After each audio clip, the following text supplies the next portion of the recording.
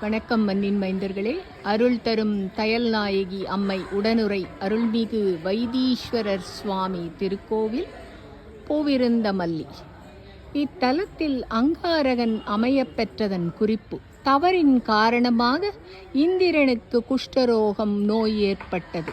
அதனை அங்காரகன் நிவர்த்தி செய்ததன் காரணமாக சர்வேஸ்வரன் அங்காரகனை பலம் இழக்கச் செய்து ஈசனே அங்காரனாக அருள் பாலிக்கிறார். சனி பகவானின் தன்யமான எள் மூலம் தைலம் தயாரித்து குணமடைந்து வைத்தியநாத பெருமான் மற்றும் தையல் நாயகி அம்மை அருள் பெற்று ரோகம் நீங்க பெற்ற சிறப்புடைய தலமாகும்.